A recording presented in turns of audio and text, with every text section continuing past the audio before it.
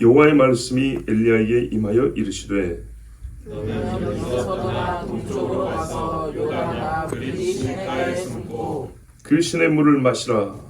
내가 까마귀들에게 명령하여 거기서 너를 먹이게 하리라.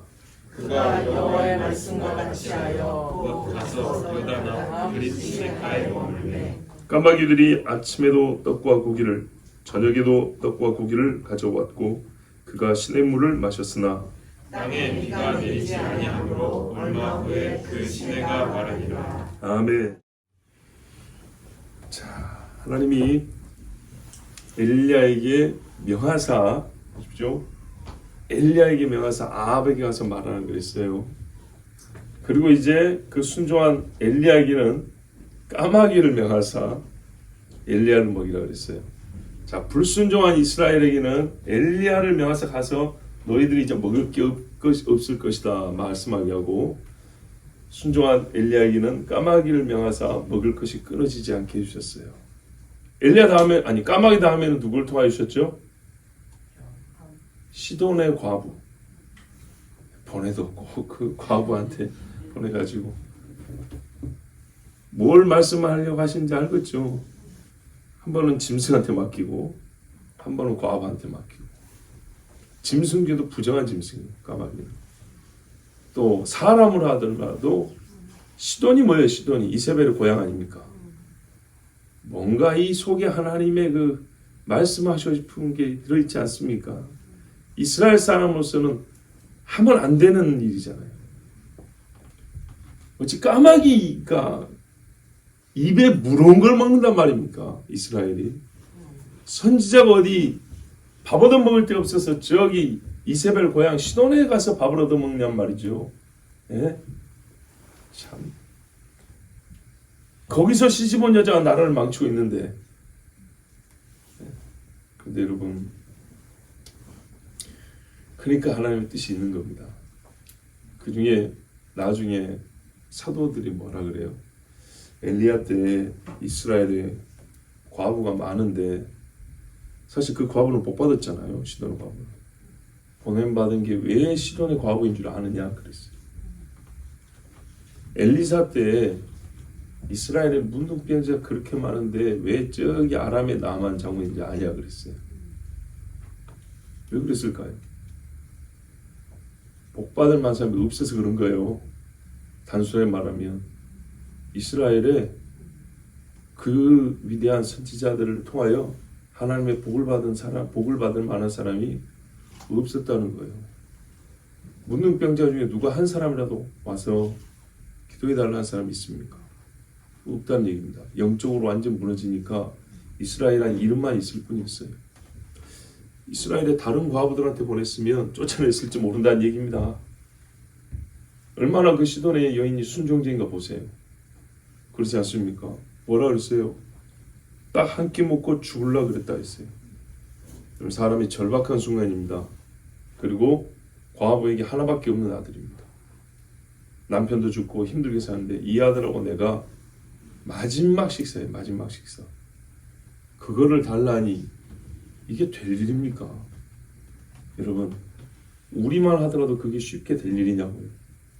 몇십 년을 예수 믿고 마지막 때를 외쳐도 우리도 그게 쉽지 않죠. 시돈 여자가 그게 됐다는 것은 대단한 이야기입니다. 그렇죠? 언제 엘리야가 기적 행하는 거 본 적이라도 있습니까? 못 뽑았습니다. 네. 엘리야가 뭐 눈앞에서 죽은 자를 살리는 걸 봤냐? 그런 것도 없어요. 보지 않고 믿는 자가 복되다 그랬는데, 기적을 한 걸 봤으면 기름이 안 떨어진다 소리를 믿을 가능성이라도 있죠. 전혀 본 적이 없어요. 그런데도 불구하고 엘리야한테 설교 한번 들은 적도 없어요. 덕 본 것도 없어요. 떡부터 가져오라잖아요. 떡부터. 기름을 안 떨어지게 해준 게 아니고 가루를 안 떨어지게 해준 게 아니라 먼저 가져오라잖아요. 야, 왜 그런데 시돈이냐? 보세요. 이 여자가 결과를 보세요. 다 하지 않습니까? 다. 그냥. 근데 성경의 뉘앙스를 보면 이스라엘 중에 어떤 여인들에게 보내도 그런 일은 못 겪었을 것이다. 이스라엘이란 이름만 있지만 실제로 믿음 없는 것은 시돈 여인만 못했을 것이다. 보십시오 여러분. 수로보니게의 여인 시돈의 예수님이 같지 않습니까? 그러니까 그랬더니 그 여인이 왔고 가나안 여자인데 선생이 올소이다. 그러나 개들도 주인의 상에서 떨어지는 부스를 먹나이다. 말을 해도요. 진짜 어디 도망갈 구석이 없게 말을 하잖아요. 그 말은 왜? 철저한 믿음이 있다는 얘기입니다. 대단하죠. 다 이유가 있어서 보내신 겁니다. 자, 여호와의 말씀이 엘리야에게 임했습니다. 모세 이후 가장 강력한 선지자를 세워서 이스라엘에 지금 말씀하고 계시는데 사람이죠. 사람입니다. 그래서 하나님이 이 사람에게 앞으로 하실 일도 있고 이 사람도 살아야 되기 때문에 너는 일어나 요단 앞 그리 시냇가로 가서 동쪽으로 가서 다시 그리 시냇가에 숨으라 그랬습니다. 숨어라. 대개 선지자가요 외치고 숨는 법은 별로 없어요. 왜냐하면 뭘 기대하냐면 외친 다음에 반응을 기다려야 되잖아요. 그 반응이 보통 그럼 선지자에 어찌하리이까? 우리가 잘못했습니다. 또는 우리가 하나님께 어떻게 이제부터 해야지 주의 긍휼을 입겠습니까? 라는 이런 피드백이 올 걸 예상하기 때문에 선지자가 대답을 해줘야 되잖아요. 숨는 일이 별로 없어요. 근데 지금 숨었다는 얘기는 뭔 말인가요? 하나님의 형벌이 일단 확정적이고 그렇게 물어올 사람도 없을 뿐더러 아합이 성질나서 곧 잡으러 올 가능성이 크기 때문에 하나님이 이제 가뭄이 시작되면 한두 달은 별일 없겠죠. 근데 한 6개월, 1년 가면 잡으러 다닐 거 아닙니까? 뒤에 보면 잡으러 다니잖아요. 그러니까 숨으라고 한 겁니다. 아직 할 일은 남았어요. 자, 그리고요. 아합이 엘리야를 찾는 이유 중에 미워서 죽이고 싶은 마음도 있겠지만 한편으로는 여러분이 아합이라고 생각하면 엘리야를 죽이고 싶은 미움은 있겠지만 쉽게 죽이지는 못할 겁니다. 왜일까요? 예? 아까 대답한 게 거의 맞을 거예요. 엘리야가 살아있어야 기도를 할 거 아닙니까? 백성들이 엘리야 해서 그런 게 아니고 여러분 봐보세요. 바로가 모세가 얼마나 미워요. 근데 모세 죽여버리면 바리떼를 누가 몰아내냐고요.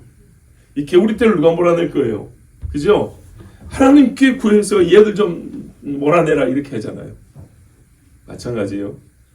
엘리야가 내 말이 없으면 하나님과 굉장히 친하잖아요. 그러니까 엘리야가 미워도 죽이고 싶지만 일단 비는 좀 내리게 한 다음에 죽여야 될 거 아닙니까? 비 구하려고. 자, 여기서 일단 이렇게 생각해 봐야 되는 거예요. 하나님이 엘리야를 숨기라고 한 거는 아합이나 이세벨의 칼날에서 숨기는 것도 있지만 동시에 시간적으로 보면 그보다 조금 앞서서 이 백성에게 정한 기간 동안 응답해 주지 않기 작정한 거예요. 3년 반 하나님이 뒤에 오면 적정한 때가 있죠. 그때까지 절대로 엘리야로 하여금 중보기도를 못하게 하는 거예요. 그때까지 사실 뭐 구하는 사람도 별로 없겠거니와 구한다 할지라도 하나님이 안 들으시겠다는 작정입니다. 여러분 이게 엘리야 이야기가 상당히 많은 일에 예표가 되는데 요한계시를 보면 여자가 그 남은 자손들과 함께 한 때와 두 때와 반 때의 광야에서 고생하는 이야기가 나와요. 그런데 거기서 하나님이 광야에서 먹일 양식을 예비하사 먹인다 이렇게 돼 있어요. 엘리야의 이 3년 반 동안에 먹는 음식들, 마시는 물에 대해서는 정말 하나님의 철저한 보호하심 속에서 엘리야가 생존을 하는 것이죠. 그리고 그의 후에 그 기간이 끝난 다음에 사역을 계속 이어나가죠. 이거는 훗날에 있을 여자의 그리고 여자의 후손의 3년 반, 세대 반의 환난 시간에 생존을 미리 보여주고 뭘 먹을까 마실까 염려하지 말아야 하거든요. 하나님이 지켜주고 성경에 보면 구석구석에 맥락은 좀 다르지만 그렇게 흩어진 이유가 있어요. 다양한 맥락에서 동일한 결론이 나와요. 악인은 먹을 게 없을지라도 의인은 굶주리지 아니할 것이며 젊은 사자라도 궁핍할 것이지만은 여호와를 의지하는 자는 배고 굶지 않을 것이며 이런 류의 말씀들이 여러 군데 나와요. 그 말은 무슨 말인가요? 다양한 맥락이라는 말은 어떤 상황이든지 하나님이 그렇게 해준다는 얘기입니다. 그래서 다양한 맥락에서 그런 말씀을 숨겨놨어요. 곳곳에 박아놨어요. 뭐라고요? 의인은 악인의 환난 중에 어떻게 된다고요? 내가 먹인다 입니다. 모든 사람이 굶주려 죽을지라도 나도 이제 굶어 죽겠구나 해도 먹인다는 겁니다. 이게 하나님의 약속입니다. 자, 그래서 엘리야를 통하여 이 일을 보여주시고 가장 어두울 때 모두가 그를 죽이려 쫓아하는 그때 그걸 보여주시고 그 다음에 요한계시록 가면은 마지막에 남은 참 성도들의 생존을 이 사건이 예표한다. 그렇게 볼 수 있습니다. 자, 이렇게 해서 첫째 엘리야를 생존케 하셨고 두 번째 젖을 주라고 하세요. 젖을 주라. 자, 두 번째 이스라엘 백성으로 하여금 자기들의 죄를 깨닫기까지 재앙을 멈춰달라고 부탁하지 못하게 이스라엘 사람들 하여금 선지자를 숨겨놓으신 하나님을 보고 자기들이 하나님의 심판 속에 있구나 라는 것을 깨닫게 하는데 하나님의 엘리야를 숨겼습니다. 왜냐하면 이 백성들이 지금 엘리야를 보면 당장 고통에서 벗어나고 싶을 뿐이지 무엇을 해야 하는지에 대한 바른 사고를 하지 못하고 있단 말이죠. 그래서 그걸 깨닫기까지는 시간이 필요합니다. 여러분, 짧은 고통에 금세 힘들기 때문에 하나님을 살려주세요는 나올 수 있어요. 그런데 고통이 좀 길어지면 하나님 살려주세요 다음에 제가 무엇을 해야 하리까가 질문이 나와요. 근데 대개 그 경우에는 자기 죄가 이제 보이고 고백이 됩니다. 고통이 커도 짧으면은 회개가 나온 게 아니라 그 고통이 아야 소리가 먼저 나오고요. 빨리 좀 고쳐주시길 이런다고요. 정신이 빨리 들면은 회개를 빨리 할 텐데 그렇지 못해요. 3년 6개월이 지나도 회개 안 하잖아요. 이스라엘 회개 안 했어요. 자, 마실 물이 없어서 그리 시냇가에 숨긴 건 아니고 아직은 여러 곳에 물이 있습니다. 그렇지만 그리 시냇가는 하나님이 정하여 주신 곳입니다. 물도 있고 숨게도 적합한 곳이었습니다. 4절 보시면 그 시냇물을 마시라. 자, 물은 예수 공급되고요. 먹을 거는 뭐냐? 씹어 먹을 것은 내가 까마귀들에게 명령하여 거기서 너는 거기 있으면 되는 거예요. 너를 먹이게 하리라. 와, 이게 진짜 엄청난 사건입니다, 여러분. 모든 피조물이 하나님의 명령을 따라요. 아멘. 예, 바람과 바다도 순종하는도다. 아멘. 귀신도 쫓겨나는도다. 병도 고침을 받는도다. 그가 다 잘하였도다 그랬어요. 하나님 명령하시니까 개구리가 땅에 올라오죠. 한 곳으로 모입니다. 예. 그러다가 나가라 그러니까는 또 나가서 한 곳에 모여서 죽습니다. 발람의 나귀가 가다가 멈춰서 하나님이 입을 여니까 말을 하죠. 사자가 말입니다, 여러분. 입을 닫고 다니엘의 이불과 베개가 되었습니다. 그 모피 중에 환상적인 모피 아닙니까? 오늘날 많은 이성의 한계 내에서만 신앙생활을 한다고 하는 사람들이 있습니다. 말은 그리 하는데 실제적으로 믿음이 아닌 이성으로 교회를 다닙니다. 안 믿습니다. 예를 들면 전에도 말씀드렸지만 이 말씀하면은 대표적인 저희 경험담. 21살 때 JMS 집단에 모르고 가본 적이 있어요. 그러고 보니까 제가 2단이라고 불리는 한 7, 8군데를 가본 적이 있는데 감사하게도 하나님이 다 분별하여 빨리 벗어나게 해주셨어요. 교회 기독교 동아리 누나가 한번 교회가 아니라 학교죠. 자기 교회 한번 가자 해서 수요일 날에 한번 갔던 적이 있었는데 알고 보니까 거기도만요. 근데 거기서 마침 그날 설교가 이 본문하고 뭐냐면 여호수아서였던가 가나안에 하나님이 왕벌을 보내사 전쟁에서 이렇게 이기해 준다는 말씀이 있어요. 그 왕벌이 뭐냐 하고 여기 까마귀가 뭐냐 요거를 설교하는데 뭐라 그랬냐면 까마귀는 우리 한국 사람들이 산에서 보통 제사를 드리죠. 까마귀는 흉조고 저승사자를 나타내는 것 같은 새로 말하면 저승사자 같은 새고 그리고 보통 산에 제사상에 고기 바치고 떡 바치고 술 붓고 한단 말이죠. 그러니까 여기 까마귀는 뭐냐면 산에서 제사하는 사람들 산에서 제사하는 사람들이 놓고 간 떡하고 고기를 먹었다 그 말이라는 겁니다. 이건 까마귀 입에서 물어온 거 먹는 것보다 더 더러운 거 아니에요?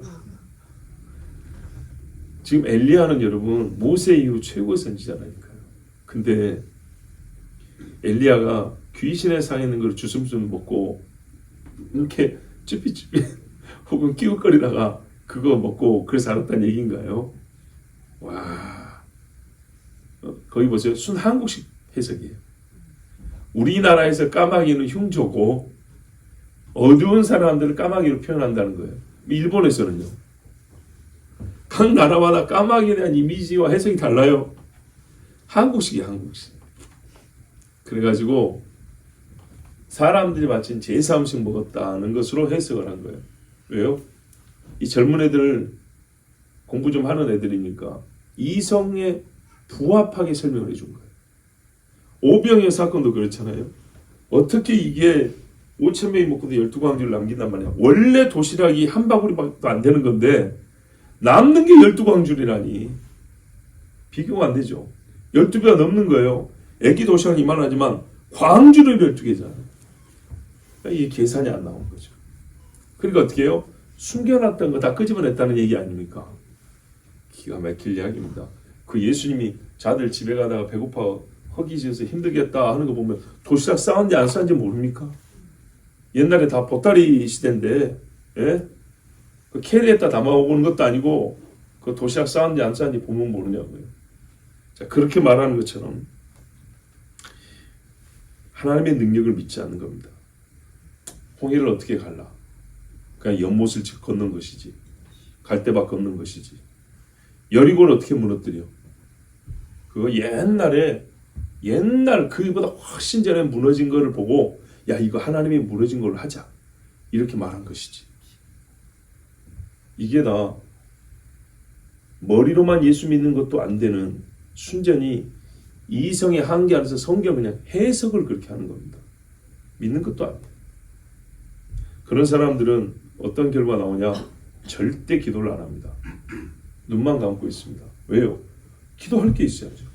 기도라는 거는 하늘에 계신 전능하신 하나님 앞에 내가 하지 못하는 걸 도와달라는 게 기본형인데 하늘에 누가 있어? 하늘에 도대체. 예? 인간이 비행기를 타고도 몇 킬로 올라가고 마는데 하늘에 누가 있단 말이에요. 다 자기 마음속에 의지하고 위를 얻고 싶어서 만들어 놓은 신이 있을 뿐이지 여기 있는 신이지 하늘에 누가 있냐고요. 절대 기도 안 합니다. 기도할 수가 없습니다. 자, 명백히 하나님의 말씀에 맞지 않습니다.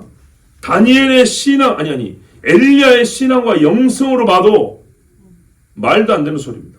아, 엘리야가 병거 타고 하늘에 올라갔다는 얘기도 믿을까요? 안 믿을까요? 안 믿겠죠. 그것도 어떻게 해석할지 흥미로운데요. 자, 하나님은요,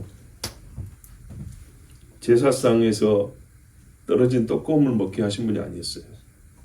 명령하사 까마귀를 명해서 물어와서 엘리야가 있는 곳 앞에 딱 놓고 가게 하셨어요. 그래서 엘리야가 여기서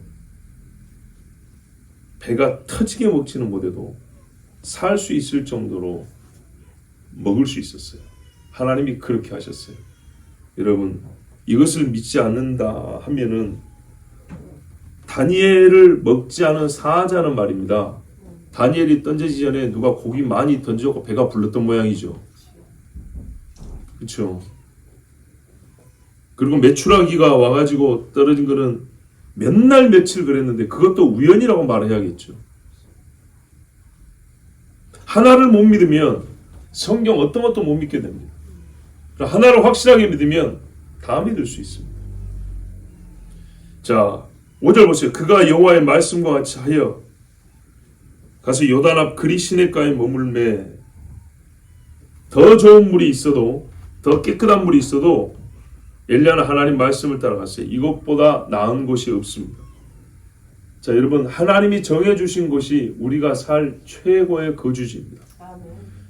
다윗에게 때로는 광야에 머물라고 반석 위에서 잠을 자게 하고 굴에서 잠을 자게 했지만 하나님이 주신 최고의 거주지입니다. 엘리야는요 이때 뭘 했나? 그리시네가에서 기간이 얼마인지는 잘 모르겠지만 뭘 했을까요? 그렇죠. 기도회나 할 일이 없었어요.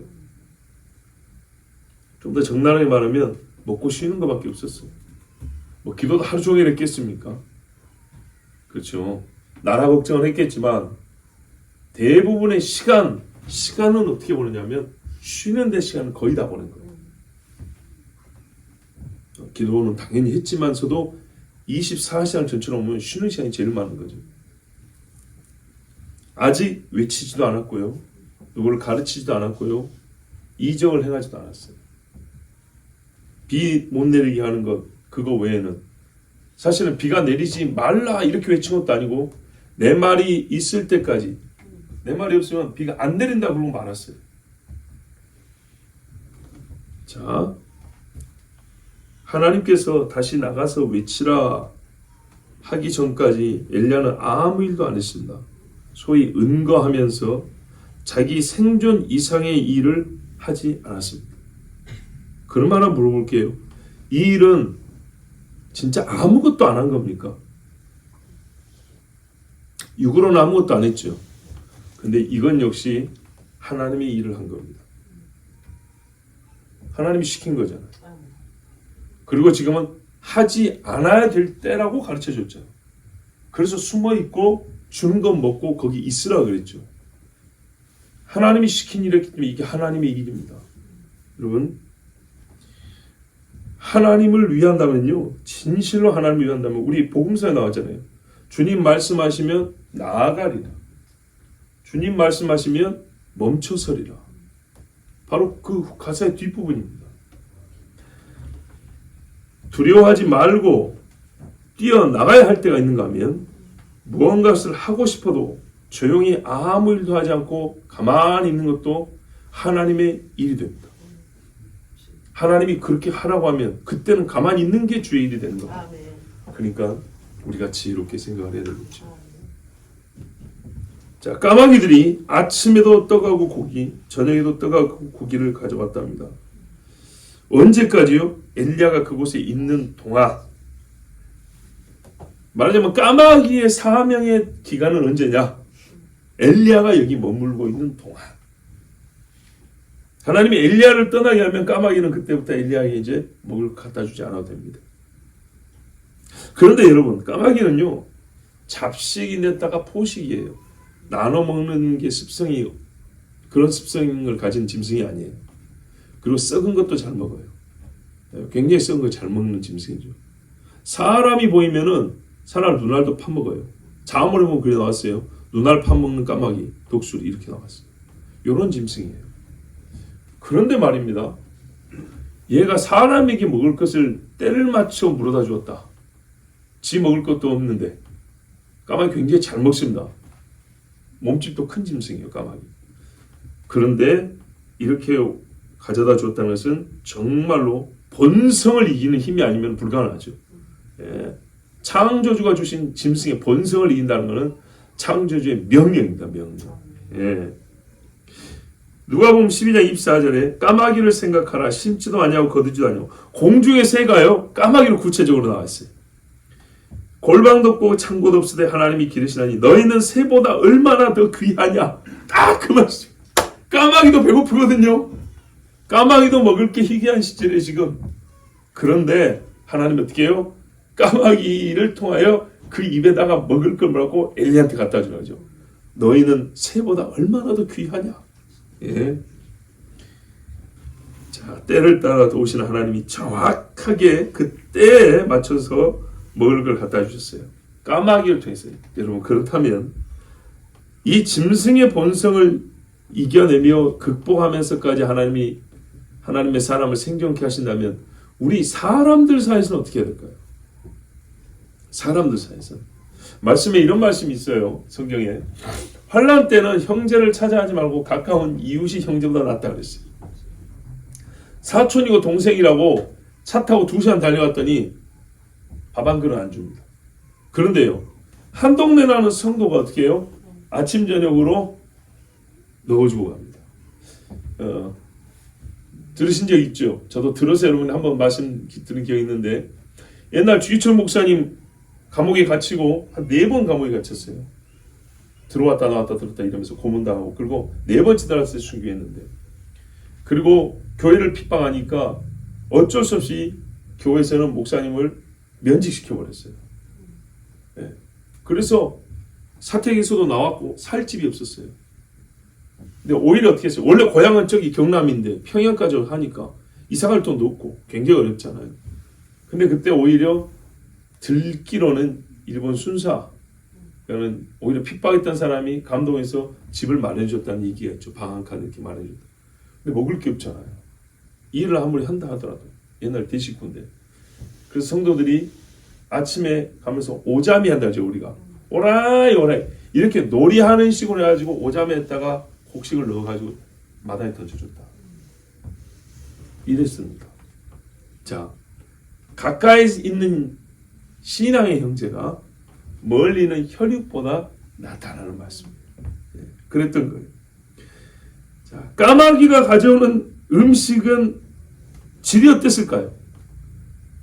그날 달랐겠죠. 어느 집 잔치상에서 가져온 것도 있을 것이고 참 궁핍한 데서 가져온 것도 있을 것이고 떡도 말입니다. 매번 이제 막 찌어가지고 쪄놓은 그런 떡 꼭 그런 건 아니었겠죠. 그래요 여러분. 가만 보면요. 진수성찬 아니고요. 배 터지게 먹을 분량 안 돼요. 그날 생존할 정도였어요. 편했겠다. 예, 먹고 생존하니까 일을 안 해도 되니까. 왜 하나님이 있으니까 그런 건데 그렇다고 해서 굉장히 많이 먹고 좋은 것을 먹었다고 보기는 어렵습니다. 이 엘리야의 삶은 또 누구의 예표되냐면 세례 요한과 예수님의 예표가 됩니다. 세례 요한이 나중에 있어요. 메뚜기와 석청을 먹었더라고 하잖아요. 웰빙이 아니고요. 힘들게 먹은 겁니다. 정말 힘들게. 메뚜기요? 맛있습니까? 요리를 아무리 잘해도 탕수육보다는 맛없겠죠. 그죠? 석청요? 양봉 장비가 무슨 대단한 것도 아니고 벌 얼마나 쏘였을까요? 그것도 옛날에 연하나도 보세요. 지팡이로 찍어 먹었다 그랬어요. 벌집을 잘못 건들 수 없기 때문에 먹는 게 작대기로 머릿속에 찍어가지고 조금씩 요즘 맛보는 정도예요. 이렇게 막 뜯어먹기는 어렵습니다. 어려워요. 자, 굉장히 마음에 드는 우리가 흡족한 식탁은 아니어도 하나님께서 먹여주시고 보호해 주심에 감사했어요. 그리고 이른 훗날 엘리야와 세례 요한과 예수님의 삶의 예표로서도 우리가 볼 수 있습니다. 아까 말씀드린 대로 레위기 15장에 보면 가증이 여길 짐승 중에 까마귀가 들어가 있습니다. 이 수리종냐고 까마귀는 어떻게 해요? 육식이고 잡식이어가지고 고기 자체가 씁니다. 여러분 노루 같은 고기는 누린내가 좀 나도 삶으면 먹을 수 있죠. 구우면 먹을 수 있지만 육식 짐승들은 그 참 피를 먹는 짐승들은요 생긴 것도 험하지만 고기가 써서 못 먹습니다. 못 먹어요. 그런데 하나님이요 이 까마귀를 통해서 부정한 짐승이지만 그것도 그 부정한 짐승이 입으로 물어온 것을 먹게 했다는 것은 무슨 말이냐면 겉보기에는 율법을 무시한 것처럼 보입니다. 그렇잖아요. 먹지 마라 그랬어요. 다도 안 돼요. 그런데 까마귀가 침 묻혀고 물어온 거를 먹다니 거기서 다시 구워 먹었습니까? 뭐 데펴 먹었습니까? 소독하고 먹었습니까? 아니에요. 그냥 먹었습니다. 자, 위생적으로는 하나님이 보호해 주신 것이지만 이건 뭐냐? 율법을 엘리야가 무시한 것도 아니고 하나님이 모순인 것도 아니에요. 율법을 넘어서는 은총을 우리가 읽어야죠. 네? 아우 하나님이 모순이라고. 성경이 얼마나 모순인가. 언제는 까마귀 먹지 말라고 손도 대지 말라고 했다가 이제는 막 배고프니까 까마귀가 입으로 물건 것도 다 먹으라네. 그것도 하나님이 그렇게 했다네. 하나님의 교리는 모순이야. 하나님은 사람이 만드는 창작물이라니까. 아니에요. 아니라고요. 성경에는요 기초적인 하나님의 의를 가르쳐주기도 하고요 깊고 높은 하나님의 의를 가르쳐주기도 해요.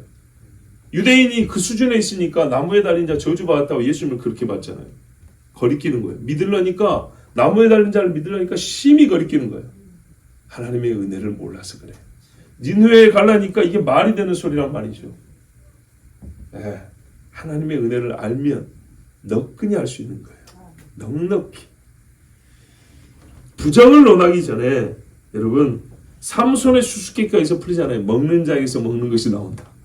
까마귀 같은 새에서 하나님 우리에게 먹을 걸 주시는 거예요. 보세요. 삼손도 나시를 그 정결해야 되죠. 사람의 시신도 못 만지는데 사자 시신에서 벌들이 모여갖고 만들어 놓은 꿀을 그거를 먹었다. 그렇다고 하나님이 너 새끼 더럽다고 뭐라 했습니까? 아니죠. 차라리 여인을 조심해야죠. 그런 것 때문에 하나님은 뭐라 하지 않았어요. 하나님 율법을 주시고 거기서부터 하나님의 의를 깨닫게 한 다음에는요. 더 높은 것으로 우리는 되어 가십니다. 은혜 위에 은혜를 읽어야지. 다윗이 제사를 못 지내서 울었습니까? 제사 지나서 나는 나 자유 얻었네 너 자유 얻었네 그럴 수도 있겠죠. 다윗은 그러지 않았어요. 알았어요. 여호와께서 짐승의 피를 기뻐하실 것 같으면 내가 얼마든지 바칠 수 있다. 하나님이 정말 기뻐하는 게 뭐냐? 상한 심령과 눈물이 아니냐. 그래서 하나님 앞에 통곡하고 울었던 겁니다. 그럴 때 하나님 어떻게 해요? 진짜 자유를 줬죠. 참으로 자유를 줬죠. 그렇게 봐야죠. 자, 땅에 비가 계속 내리지 아니하기 때문에 얼마 후에 시내가 말랐습니다. 엘리야는 이곳에 계속 있지 못했습니다. 왜냐하면 물이 없었기 때문이죠. 땅은 하늘에서 주는 것으로 생명을 이어갑니다. 하늘에서 공급하는 힘으로 생명력을 행사합니다. 이제 엘리야는요 자연스럽게 주의 뜻을 따라서 옮기게 됩니다. 물이 떨어진 걸 아시죠? 그래서 하나님 어떻게 해요? 8절을 보면 또 명합니다. 너 저기 시돈에 있는 과업에게 내가 주소 찍어줄 테니까 그러니까 그럽니다. 자, 아마 그때 엘리야는 더 놀랐을 겁니다. 아니 여기서 시돈까지 갔는데 시돈 그것도 과부 집에 보내다니 인간적으로 좀 미안하고 부담되지 않았겠습니까? 아니 내 나라고 한번 생각을 해보세요. 그런데 하나님이 가라면 가는 겁니다. 이게 하나님의 일입니다. 쉬어서 먹으라면 이거 하나님의 일이고 짐승이 주는 거 먹으라면 하나님의 일이고 보세요. 이 말씀의 원리가 어디서 나옵니까? 믿음의 사람들은 귀신에 쌓이는 거 먹으면 안 되죠. 분명히 사도들이 결정을 했어요. 말씀에 따라 결정했어요. 은혜의 원리에 따라 목매어 죽인 거 우상의 점을 먹지 마라 그랬어요. 그런데 고린도에 가니까 많은 사람이 그러고 있는 거예요. 복음을 가르치는데 아직 어리단 말이죠. 아직 어려요. 수준 있는 사람, 깊은 사람 어떻게 해요? 먹을 수 있어도 혹시 시험 될까봐 안 먹는다 그랬어요. 이게 장사한 사람의 생각이에요. 근데 어린 사람들은 어떻게 해요? 이 사람들 생각에서 내가 조심돼야지만 나 자신을 자유롭게 할 수 있어요. 그런데 이렇게 말했죠. 이게 의심스럽긴 해요. 이게 시장에서 산 고기인데 이게 우상에게 바쳐가지고 가져와서 판 건지 아니면 깨끗하게 정육을 한 건지 헷갈리고 의심스럽단 말이에요. 그러다 어떻게 누가 주면 준 자를 위하여 묻지 말고 먹으라 그랬다고. 어느 집에 한테 음식을 내왔는데 이거 제사상에 올라간 것 같은데 의심이 좀 들어요. 근데 뭐라 했어요? 묻지 말고 그냥 먹으라 그랬어요. 혹 그게 제사상에 올라간 음식이라 할지라도 어떻게 준다는 거예요? 하나님이 그것을 너에게 죄를 묻지 않는다는 얘기예요. 여러분 성경을 잘 보세요. 쓸데없이 폭을 넓힌다고 나는 오픈마인드 하면서 세 속건을 다 받아야 된다 그런 말이 아니고 하나님이 허용한 범위를 보시라고요. 하나님이 원칙을 정한 다음에 절대 안 돼 하는 경우가 있고요. 하나님 스스로가 우리에게 더 큰 은혜를 가르치기 위해서 괜찮다. 이런 경우에는 네가 그렇게 따지지 마라. 이런 말씀들이 있단 말이에요. 여기까지 잘 봐야 우리 신앙이 어떻게 해요? 답답하지 않은 거예요. 숨 쉴 공간이 있는 거예요. 철저하면서도 숨 쉴 공간이 있고 그래서 은혜의 능력이 더 나타나는 거예요. 묻지 말고 먹으라고 했어요. 마찬가지. 하나님께서 까마귀가 주는 것도 말이죠. 아 더러운데 이거 어떻게 하지? 주는 걸 먹으라. 묻지 말고 먹으라. 똑같은 원리. 시돈에도 그렇죠. 하필 보내도 시돈 여자 아닙니까? 시돈 여자가 주는 밥상을 먹어야 된단 말입니까? 묻지 말고 먹어라. 내가 허락한 거니까 먹으라 했습니다. 자, 여기에 하나님의 섭리가 있습니다. 오늘 말씀 여러분 단순하지만 매우 중요한 두 가지 확증되는 사실이 있습니다. 첫 번째, 여호와께 능치 못할 일이 없다. 90세 100세 된 사람이 애를 낳는 거 가능하고 까마귀를 명하여 떡과 고기를 어디서 가져왔는지 모르죠. 그러니까요 그 말이에요. 묻지 말고 먹으라고. 얘가 제사상에서 물어왔는지, 예, 일반 식탁에서 물어왔는지, 얘가 남의 걸 도둑질을 해온 건지, 아니면은 누가 버린 것을 가져왔는지, 하나님이 준 것을 어떻게 해요? 하나님의 은혜의 섭리를 믿고 먹으라 이 말입니다. 그 앞에 전 단계는 내가 책임을 지니까 너는 물어온 걸 먹으면 되는 거예요. 자, 하나님이 까마귀를 통해서 환난 때 어려울 때 하나님의 종을 어떻게 한다고요? 먹이신다. 하나님의 일을 하는 사람들을 생존케 하신다. 이성의 문제가 아니고 하나님의 능력과 하나님의 사랑이다. 예. 그 다음에요. 하나님은 왜 이런 일을 하시는가? 왜 엘리야를 숨기시고 까마귀를 통해서 먹이셨는가? 이스라엘에게는요, 현재 형벌의 시간이죠. 그렇죠. 엘리야에게 묻지 못하게, 엘리야에게 기도 부탁을 못하게 하나님이 그를 감춰두셨어요. 이렇게.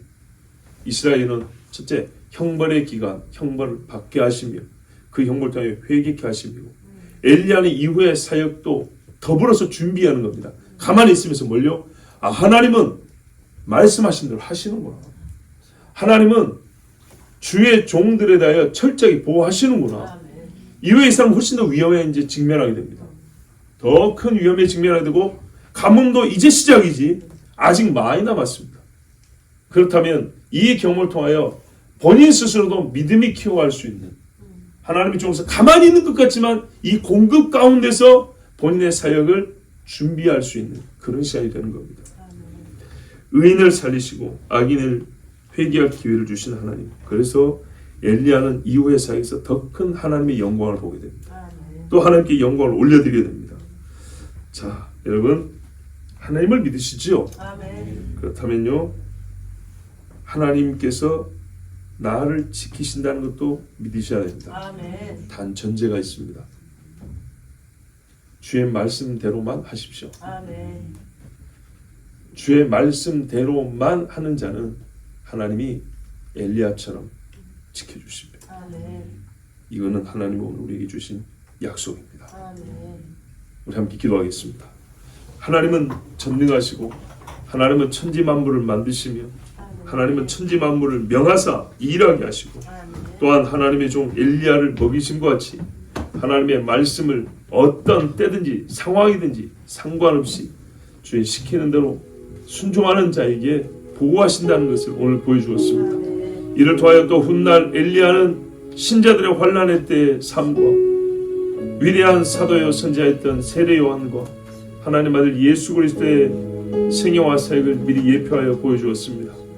우리가 하나님께 감사하며 또한 믿음을 보여드려야 합니다. 하나님 나를 믿습니다. 까마귀를 명하사 먹이게 하신 하나님을 믿습니다. 율법을 주셨지만 은혜 위에 은혜를 행하신 하나님을 믿습니다. 환난 때에도 믿음을 지킨 자를 보호하실 것을 믿습니다. 정말 우리가 다 믿어야 할 것들로 가득 차 있습니다. 하나님 모든 말씀을 믿사오니 우리에게 더 큰 믿음도 허락하여 주시옵소서. 주여 한번 부르기 나옵니다.